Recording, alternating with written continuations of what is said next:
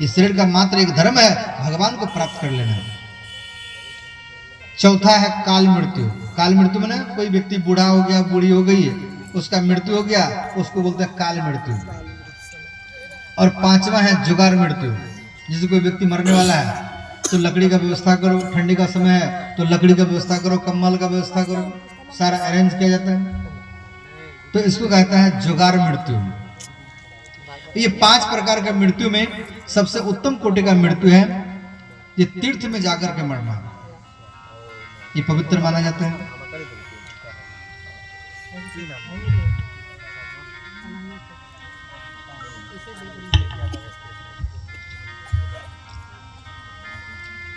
तो श्री ब्रह्मा जी की छाया से कर्दम ऋषि का जन्म, और कर्दम ऋषि तपस्या करने के लिए तपस्या की, तो ब्रह्मा जी इनके तपस्या को देख करके नारायण भगवान इनको दर्शन दिए, और भगवान बोले आपको नहीं जात सा इच्छा धरणम। भगवान बोले कर्दम, कोई व्यक्ति मेरे मंदिर में आकर के एक लोटा जल या एक फूल चढ़ाता है, झाड़ू लगाता है, अगरबत्ती लगा देता है, तो उसका समर्पित वस्तु निष्फल नहीं जाता है। मैं उसको कई गुना बढ़ा करके मैं उसको वापस कर देता हूं। और हम सोचते हैं मंदिर में जाते हैं, लड्डू चढ़ाया, फल चढ़ाया, कोई कुत्ता खा के आकर के कोई कौवा लेकर के चला गया, तो मन में अभाव हो जाता है। ध्यान देना, कुत्ता भी भगवान का रूप होता है। श्रोताओं, नामदेव जी का नाम आप लोग सुने होंगे, भक्त नामदेव जी। ये क्या कर रहे थे, एक बार रोटी बना रहे थे और एक कुत्ता वहां पर आया और एक रोटी को लेकर के भाग गया। तो आप वहां होते तो क्या करते?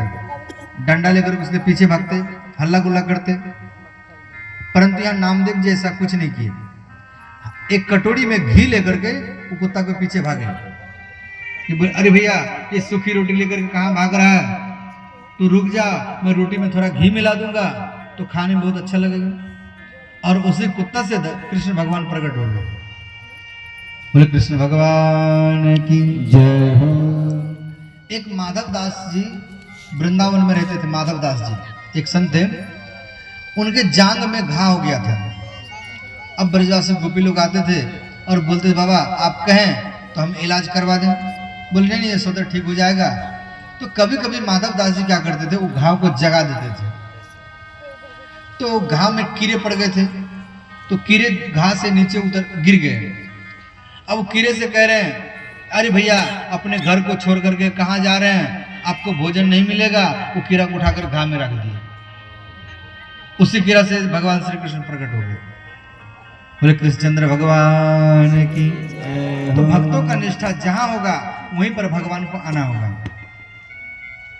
तो भगवान बोले कोई व्यक्ति मेरे मंदिर में आता है, फूल चढ़ाता है, धूप चढ़ाता है, लड्डू चढ़ाता है, अगरबत्ती जल चढ़ाता है, उसका समर्पित वस्तु मिथ्या नहीं होता है, मैं उसको कई गुना बढ़ा करके वापस कर देता हूं। तो हर व्यक्ति को पूजा करना चाहिए। पूजा करने से, पूजा करने का एक श्रद्धा है, श्रद्धा ही भक्ति है, और भक्ति वही भक्ति जो है आपको भगवान से मिला देगा। इसीलिए सबको पूजा करना चाहिए। तो कर्दम जी के तपस्या से भगवान प्रसन्न होकर के दर्शन दिए, और भगवान नारायण कर्दम जी को बोले, कर्दम महाराज मनु के 3 कन्या हैं, 3 ही बेटी हैं, उनकी मंझली कन्या देवहूति के साथ में आपका विवाह होगा, और मैं आपके परिवार में कपिल भगवान के रूप में अवतार लूंगा। और इतना कह करके भगवान अंतर ध्यान हो गए। तो मनु और शत्रुपा, तो ब्रह्मा जी के पुत्र और मनु और शत्रुपा हैं।